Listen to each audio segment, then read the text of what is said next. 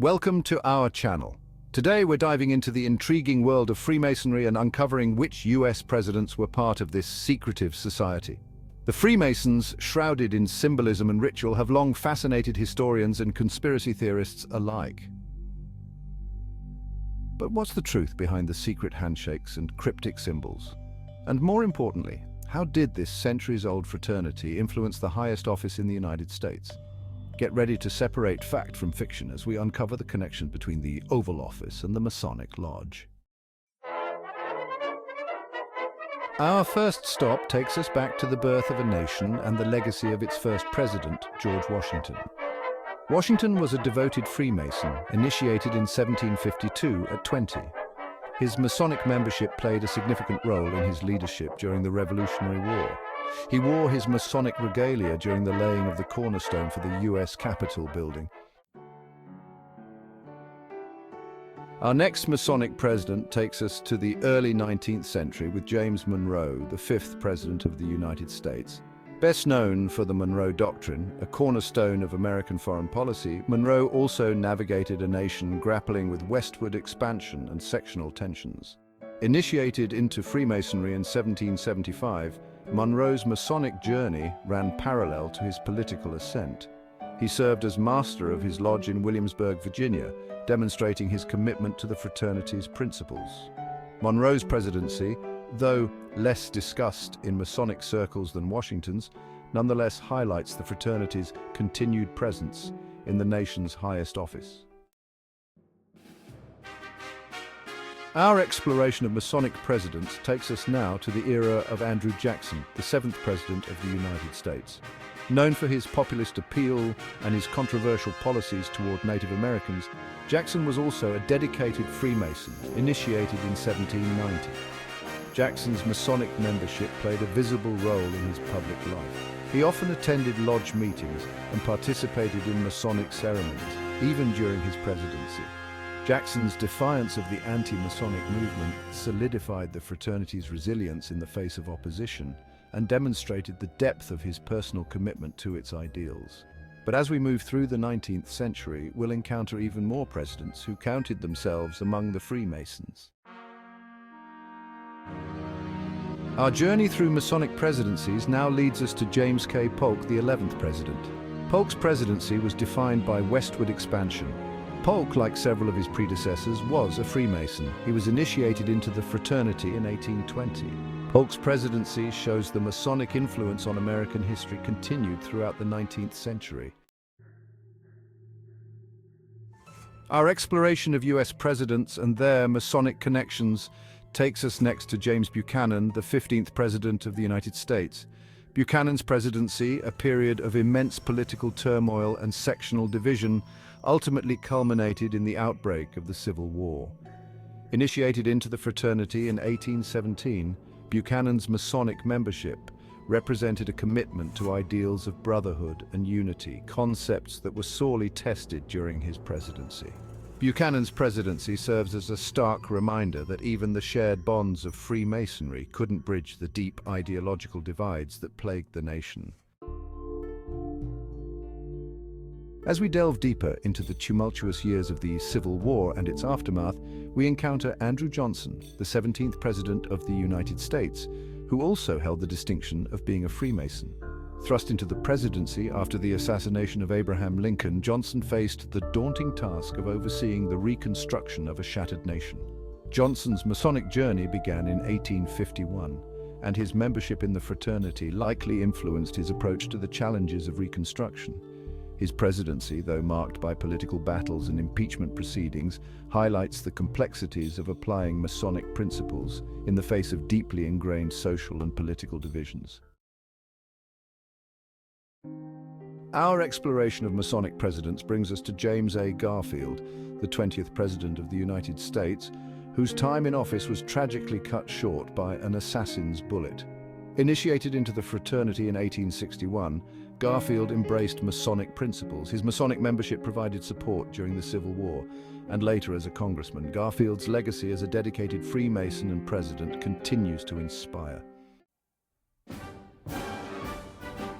Our journey through the Masonic connections of US presidents takes us next to Ulysses S. Grant, the 18th President of the United States. Grant's presidency, a time of significant economic growth and international expansion, was also marked by his own personal journey as a Freemason. Initiated into the fraternity in 1865, Grant's Masonic membership spanned his military service in the Civil War, his time in Congress, and ultimately his presidency. During his presidency, Grant led the nation through Reconstruction, expanding American influence on the world stage. His legacy as a dedicated Freemason and a president who navigated a pivotal period in American history continues to be debated and analyzed by historians today. Our exploration of US presidents and their Masonic ties now brings us to Theodore Roosevelt, the 26th President of the United States. Known for his boundless energy, his conservation efforts, and his big stick foreign policy, Roosevelt was a larger-than-life figure who left an indelible mark on American history. While Roosevelt's Masonic membership is often overlooked, he was initiated into the fraternity in 1901, shortly after assuming the presidency following McKinley's assassination.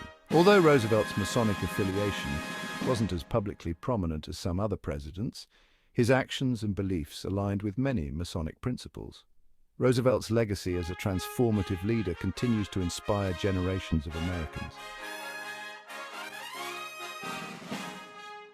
Our exploration of Masonic presidents now takes us to Franklin D. Roosevelt, the 32nd President of the United States, and a figure often overshadowed by his more flamboyant predecessor, Theodore Roosevelt. Roosevelt, a man of quiet intelligence and unwavering integrity, brought his own unique perspective to the presidency, shaped in part by his Masonic beliefs. Initiated into Freemasonry in 1911 while serving as a New York State Senator, Roosevelt embraced the fraternity's emphasis on brotherhood, morality, and the pursuit of knowledge. Roosevelt's legacy as a leader, a statesman, and a dedicated Freemason reminds us that leadership takes many forms and that quiet strength and unwavering principles are just as important as charisma and bold pronouncements. Our exploration of US presidents and their Masonic connections takes us to Warren G. Harding, the 29th President. Harding's presidency was marked by economic prosperity but tarnished by scandals. Despite controversies, Harding was a Freemason, initiated in 1901. His Masonic membership reflected his belief in brotherhood and civic duty.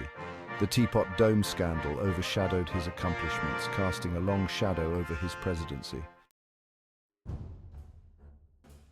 Our exploration of Masonic presidents takes us now to Harry S. Truman, the 33rd President of the United States. Truman's presidency, spanning the end of World War II and the beginning of the Cold War, was a time of significant global and domestic challenges. Truman, a Freemason himself, drew upon his beliefs in brotherhood, charity, and the importance of service as he led the country through these critical times. Truman's Marshall Plan, aimed at providing economic aid and rebuilding Europe, reflected his Masonic values. During the early Cold War, Truman's leadership, guided by his belief in freedom and democracy, helped to contain communism and shape the post-war world. Our journey through the Masonic connections of US presidents brings us to Harry S. Truman, the 33rd President of the United States. Thrust into the presidency after Roosevelt's death, Truman faced the daunting task of guiding the nation through the final months of World War II. Truman, a dedicated Freemason, drew upon his beliefs in brotherhood and leadership. His decision to use atomic bombs against Japan, though controversial, was driven by his belief that it would save lives and end the war. Our exploration of US presidents and their Masonic connections concludes with Gerald Ford, the 38th President. Ford faced the daunting task of restoring trust in government after Nixon's resignation. His Masonic beliefs guided his leadership during this challenging time. Ford's decision to pardon Nixon was driven by his belief in moving the country forward. Ford's legacy as a healer and uniter reminds us that leadership is about service and integrity. From the Founding Fathers to the late 20th century, the Masonic fraternity has had a profound and often overlooked influence on the American presidency. These men, bound by oaths of secrecy and driven by a desire to make a positive impact on the world, navigated war, economic turmoil, and social upheaval, all while carrying the weight of their Masonic obligations. While the true extent of Freemasonry's influence on their decisions may never be fully known, their stories offer a fascinating glimpse into the hidden forces that have shaped the course of American history. Thanks for watching. If you enjoyed this video, don't forget to like, share, and subscribe for more fascinating historical insights.